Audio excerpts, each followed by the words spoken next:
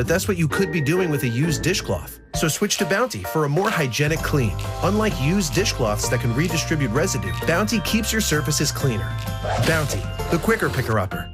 It's a laugh, a smile, a hug, a kiss. Let Werther's Original Caramels make you feel like someone very special. A little piece of bliss. I cannot tell you how good of a time I've had with you today. This has been incredible, Nichelle. Thank you for having me. I'm so glad you came. Will you come back and play with us again? Absolutely, sunshine. This, yes, good. Yes. Please make sure you catch Mr. Ron Cephas Jones on season 2 of Truth Be Told on Apple TV Plus tonight and every single Friday. Hold up, Nichelle. That's not the only must-see show of the night. There's also your show, Secret Celebrity Renovation. And your future son-in-law was one of our big-hearted celebrities this season. Sunshine. Yes, he was. The sunshine. Happening now. Brooke Army Medical Center treating not only their own patients for COVID, but also taking in trauma patients to help stressed hospitals. Coming up, how BAMC is playing a critical role in the city's response to COVID. With the deadline to withdraw U.S. troops from Afghanistan looming, the evacuations continue at Kabul's airport. All this with still the threat of a suicide bombing very much in the air. A full radar update where the rain is now, what's to come, and Hurricane Ida, the latest track. I'll see you in a few minutes. The News at 5 starts right now. And first at 5, an update on yesterday's deadly airport blasts in Kabul. We have learned 20-year-old Marine David Espinosa, a Laredo native, was among the 13 U.S. service members killed. Today, Governor Greg Abbott ordering all Texas flags be lowered to half staff through Monday evening. And with just 4 days to go until the withdrawal deadline, the U.S. is moving forward with evacuations in Afghanistan. President Biden says there is an ongoing terror threat on the ground in Kabul after yesterday's suicide bombing. Elizabeth Schultze with the latest from Washington. The race to evacuate American citizens and allies in Afghanistan is now even more urgent and dangerous. President Biden's national security team warning another terror attack in Kabul is likely. Look, the mission there being performed is dangerous, and it's now it's come with a significant loss of American personnel. In the deadliest day for U.S. troops in Afghanistan in more than a decade, at least 13 American service members died in Thursday's suicide bombing outside the Kabul airport, including 11 Marines, 1 Navy medic, and 1 Army soldier. We obviously don't want to see any more casualties. That's why we are monitoring the threat streams very closely. The Pentagon now says it was just one ISIS-K suicide bomber who carried out the attack. At least 160 Afghans were killed, hundreds more wounded, after they'd gathered in crowds at the airport gates, desperate to flee the country. The Pentagon says more than 5,400 people are still inside the airport awaiting flights.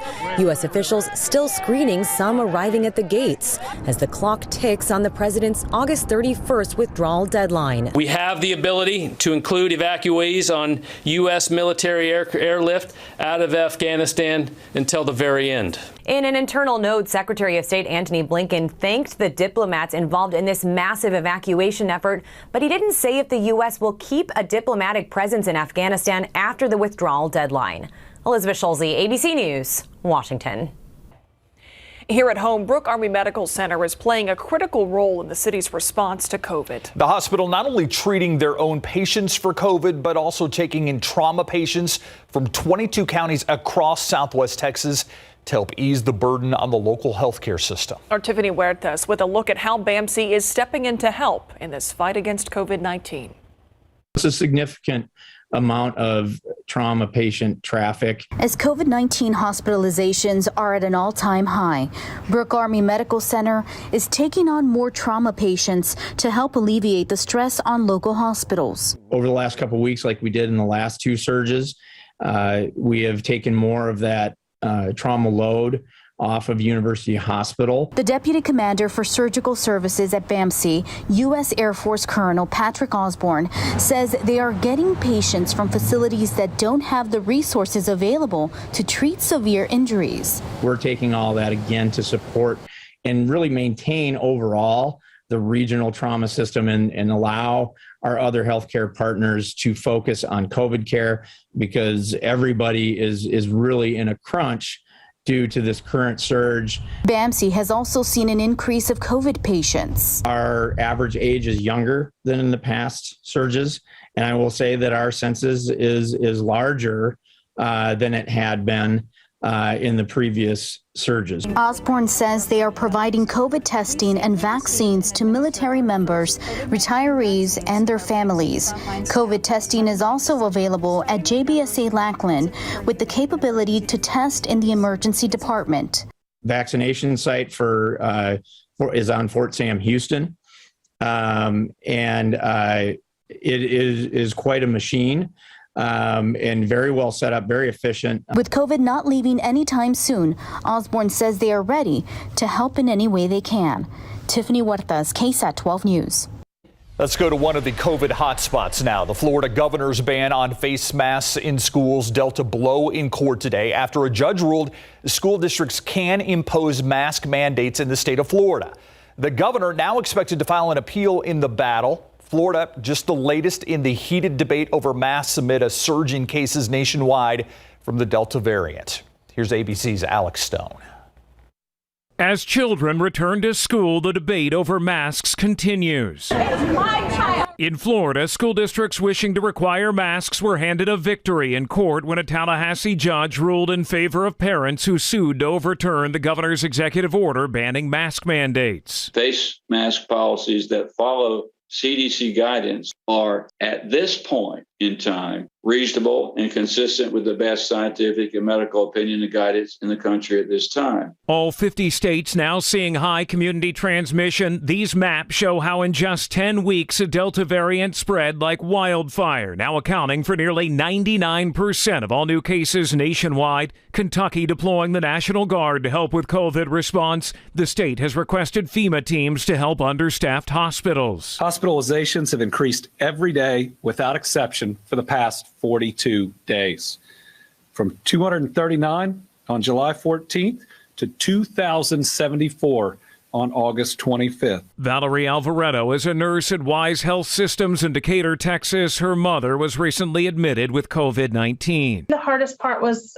putting her on a ventilator, worrying that was going to be the last time I got to speak with my mother. As of Thursday, the rural hospital had just 2 ICU beds left. This surge has been more challenging for the hospital industry than the previous one. In Oklahoma City, Kendra Johnson's 13-year-old son, Clarence, lost his battle with the virus. He was truly loved by a whole lot of people. Meanwhile, in Washington, a divided Supreme Court struck down the CDC's nationwide moratorium on evictions. It was meant to keep people in their homes during the pandemic. Millions of renters could now face evictions in the coming months. Alex Stone, ABC News, Los Angeles. And today, at the airport, only 0.03 of an inch of rain, but higher accumulations elsewhere. Some parts of San Antonio even picked up around an inch. By the way, 94 the high temperature here in town as a result of some rain-cooled air during the peak heating. Santa Maria picked up 0.3 of an inch, and you look elsewhere, Universal City just over an inch, Lavernia about 1.2 inches of rainfall. Those are from our weather watchers. Still some activity on the radar screen. We'll take a closer look at this. And I have the latest update from the Hurricane Center regarding Hurricane Ida. Its track and intensity forecast coming up. All right, thank you, Adam.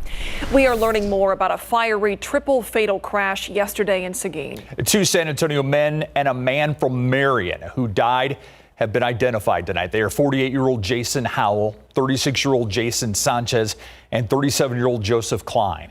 The crash happened just before 3 yesterday along I-10 East near Highway 123. That's where a semi-truck was cut off by vehicles trying to avoid TxDOT workers. The driver hit his brakes to avoid a crash and lost his load of meat products on the highway, which made the road slick. Another semi-truck heading in the same direction swerved and hit a guardrail before bursting into flames. In a chain reaction, 4 other vehicles were also involved. 5 people treated. They're okay, including a Seguin police officer who tried to save the 3 men who died. The crash remains under investigation. San Antonio police are looking for a murder suspect. They say Alejandro Diaz has an active murder warrant for his arrest in the shooting death of Kevin Clifton. Diaz was indicted by a Bexar County grand jury in the March 13th shooting. It happened at the IHOP on Southwest Loop 410 near Marbach Road. Two groups of people got into a fight and shots were fired. Clifton was hit and died at a hospital. SAPD now asking for help tracking down Diaz. A man is facing charges after he shot at a man and his family early this morning. San Antonio police say the victim driving in the 500 block of Monticello Court when bullets went through his windshield, hitting him in the shoulder. Police say the victim and his family then drove to a nearby HEB parking lot and they called for help. The victim taken to the hospital. The suspect tried getting away but was found by a BCSO deputy who happened to see him running from the scene. Police believe this was a random shooting. Two men are in the hospital after a shooting at an RV park overnight. San Antonio police say it was about 2 a.m. when a man staying at the Bronig Lake RV Resort on Donop Road asked a truck full of men to quiet down. 3 men got out of that truck. One of them punched the man in the face. According to police, that man got up, grabbed a gun from inside his trailer. He shot the man who hit him in his ear and leg. Police say the other men stepped in, took the gun, and shot the owner of the gun twice. Both victims taken to BAMC, the owner of the trailer in critical condition. It is unclear what charges will be filed. The voting bill that Texas House Democrats tried to stop by breaking quorum has now passed in the Texas House. After any differences in the House and the Senate versions are worked out, then adopted, it can go to Governor Greg Abbott to sign into law. The second special session called in order to pass the voting reforms involved a 12-hour debate before the vote finally came last night. Supporters say the reforms will protect the integrity of elections, but opponents say those aren't necessary.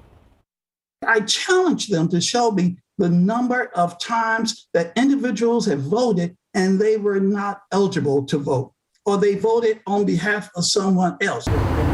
The local NAACP president says nothing is off the table, not even a lawsuit, challenging what he says are restrictions that will make it harder to vote for minorities, seniors, and those with disabilities. LULAC, the nation's oldest Latino civil rights organization, has said it will file a lawsuit after the law is enacted.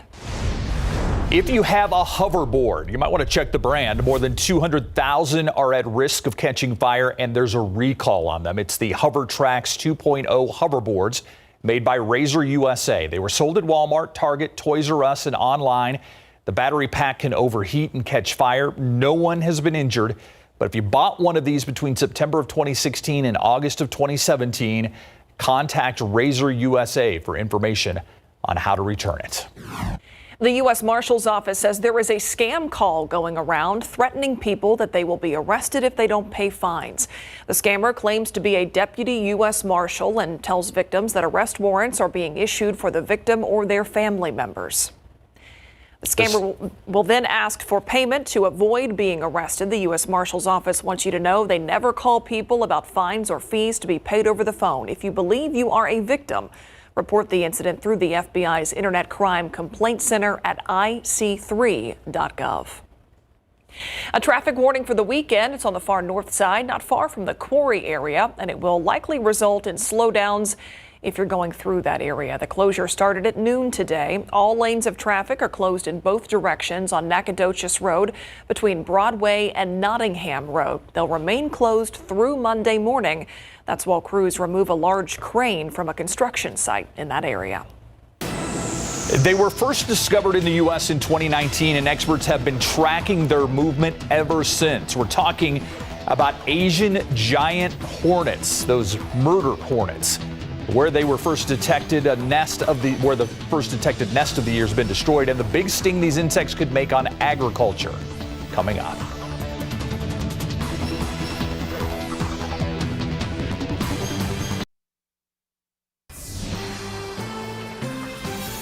And turning now to the first murder hornet nest found in the U.S. this year. Hundreds of the dangerous insects discovered in Washington state, and now officials are working quickly in the hopes that they don't spread.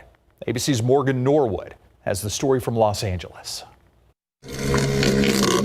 Buzzing in all their fury, officials say they've successfully destroyed the first detected Asian giant hornet's nest. There were 1,500 of the murder hornets, as they're also known, inside this rotten tree in Washington state. It actually attempted to sting us this time, but our hornet suits worked very well and no injuries were sustained. But the State Department of Agriculture confirms there's been at least 2 reports of potential stings, still unconfirmed, but both people who were reportedly stung showing all the hallmarks of an attack from an Asian giant hornet. Intense pain, overwhelming swelling. These hornets are not native to North America. They were first found in Washington state back in 2019, and since then officials have been tracking their movement. One of the hornets that we had tagged just kept appearing and reappearing on our radio receiver devices. And we were able to team up with not just the USDA, but also the Oregon Department of Agriculture, and eventually follow it back to the nest. Beyond their powerful sting, these insects prey on pollinators like honeybees, which can lead to devastating impacts on agriculture.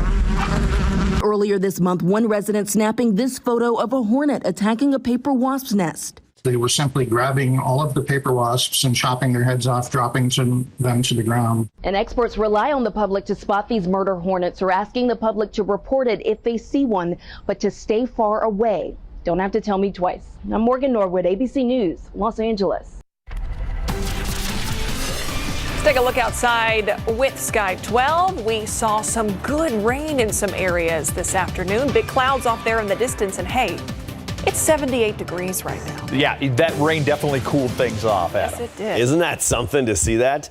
It's going to be nice for Friday night football because most of the rain will be out of the area for the football games. You just have these cooler temperatures to experience out there this evening. At least where you had showers, it's cooler. So more pop-up showers in the forecast through the weekend than in the afternoon hours. And we have Hurricane Ida that's moving into the Gulf of Mexico. The updated forecast of the track and the intensity of that hurricane. So let's get right to it, starting with our rainfall and what's on the radar right now. We have some widely separated activity, some of it just southeast of San Antonio, where it's a little more widespread. Goliad toward Victoria, even into Cuero and DeWitt County, some nice soaking rain there. Then some heavy rain moving into New Braunfels, but this downpour is starting to fall apart as it moves towards New Braunfels, and I highly doubt it's going to make its way even into Bexar County and really survive its track to the southwest. These have been fairly short-lived in nature this afternoon. Locally, really just a few sprinkles left over on the far west side of town, Alamo Ranch area and along Highway 90, west of San Antonio. And moving into Concan, around Sabinal, but just outside of Sabinal, just north of Uvalde, some lightning and thunder associated with the heavy rain here. Nothing severe out there, just some heavy rainfall, quick splash and dash, and this activity will by and large really start to dissipate here over the next couple of hours. So I think most Friday night football games will be just fine. And there may be an isolated shower left over on the radar screen for some games, but for the most part, I think we'll be just dealing with the wet bleachers that you have to wipe off before you sit down. So here's our rain chances going forward. And by the way, we had over an inch in some parts of San Antonio, but our rain chances tomorrow are going to be very similar. For the afternoon, we'll have a window of opportunity for some scattered activity to develop. Sunday, still some activity out there in the afternoon, and then we really think it's looking dry for the most part as we get into next week. Okay, here's Hurricane Ida. Right now it's moving over western portion of Cuba. This is tracking to the northwest, moving into the Gulf of Mexico here shortly. And it's moving to the northwest at 15 miles per hour. Category 1, max sustained winds at 80 miles per hour. But this is going to rapidly intensify. It's the new normal with the hurricanes in the Gulf of Mexico, especially with our warming climate and the warming sea surface temperatures. This is likely to become a Cat 4, maybe even a Cat 5 before making landfall along the Louisiana coastline, somewhere central to eastern Louisiana. Very problematic hurricane for folks Louisiana, even on into Mississippi. It's likely to make landfall Sunday afternoon or Sunday evening. Look at the storm surge forecast. Possibly the water level could be 10 to 15 feet higher than normal. Right, and then that right front quadrant there in southern Louisiana. It's a pretty low-lying area as it is. 80 degrees right now. Dew point is 73. Feels like 84. Not bad. New Braunfels now 75 with the rain cool there. You can see where it has rained and where it hasn't. Sunny Carrizo Springs at 97 and 77 in Bernie. So you see the cooler temperatures out there. And we'll see those temperatures falling through the 70s this evening. Not a whole big change in temperatures. Maybe an isolated or stray shower or two between 8 and 10 p.m. But for the most part, I think we're going to be dodging the rain for the rest of the night. I mean, we've dodged the rain for the rest of the night. Should be coming to an end. Tomorrow afternoon, we'll have some hit or miss scattered showers and storms. 93 your high temperature. Basically low to mid 90s for highs over the weekend. And next week, we turn it back up into the upper 90s by Monday, Tuesday, and Wednesday. Thank you, Adam. All right, it is Friday night, the first Friday of the high school football season. And boy, do we have your big game coverage. Greg Simmons joins us live now from Ferris Stadium. Greg. Yeah, this is one of the top teams in the state as far as going at it here. Number 17 and 19 overall in the top 20, but they're number 1 and number 2 here at Ferris tonight. Brennan against Reagan. When we come back, a live preview of the big game and our big game coverage, and also we'll get you ready for our big game coverage road trip coming up.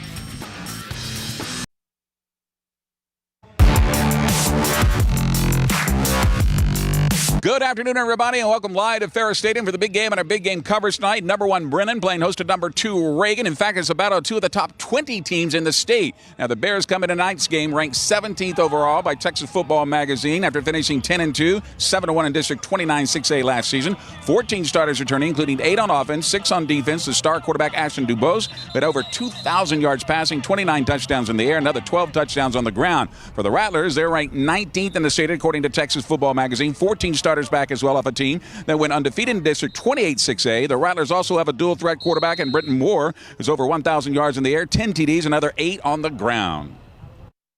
Coming out of last year, we had a great season, but definitely with this senior class, I think a lot of leadership comes with that as well, and kind of just building that team chemistry. It's very important for us because that shows us where we're at and where we need to, how we need to compete, how we've been doing all summer, how hard we've worked. And Reagan being a great team, it shows us what we need to do and what we need to work on, and what we need to build on from playing great teams like that. Let's get right to the schedule. Reagan against Brennan tonight here at Ferris Stadium. Then it's Hendrickson at Steele at Linhoff. DeSoto travels to Judson. That's another big game in the state at Rutledge. Smithson Valley against Warren at Gustafson Stadium. Wagner and Johnson at Hero. Stevens and Champion and Bernie. Also, Bernie coming to town to play Alamo Heights. Taft against Seguin at Matador. Devine and Highlands at SAISD. King coming into town to take on Lanier at Alamo. Brackenridge and Somerset at Bulldog Stadium. Jefferson at Harlandale to Harlandale Memorial Stadium. Laredo Alexander at Roosevelt at Comalander. How about McCullum of South San? And Southwest will travel to Central Catholic. Medina Valley, Southwest Legacy. Edison will be in Pleasanton. And Young Men Leadership Academy at Randolph tonight. Our big game coverage road trip has Larry and photographer Eddie Latigo headed to the newest school in our area, Davenport, who will be hosting Blanco tonight. Then it's off to New Braunfels, where the Canyon Cougars host East Central. And finally into Unicorn Stadium to catch New Braunfels against San Marcos. Don't forget tonight on the BGC app, we'll have 9 games courtesy of Texas Sports Productions. Make sure you log in and register at KSAT.com. Follow us at the BGC app as well on Twitter for all the latest scores. And then join us tonight on the Night Beat for all the highlights. Live from Ferris Stadium, Greg Simmons, KSAT 12 Sports. Look forward to it. Thank you, Greg. We'll be right back. A few stray showers possible out there the rest of this evening, but most of the action is going to be coming to an end and then just partly cloudy. And all around town, we're cooler, near 80 degrees now. Low to mid 90s for highs this weekend. Each afternoon, we'll have a window of opportunity for more pop-up scattered showers and thunderstorms. Next week, we're looking mostly dry, back into the upper 90s, getting closer to 100. Tuesday, we're expecting 98. That's why we got to enjoy this 78 in the meantime. Yeah, we do. Thanks, Adam, and thanks for watching the news at 5. World News up next. We'll see you back here at 6.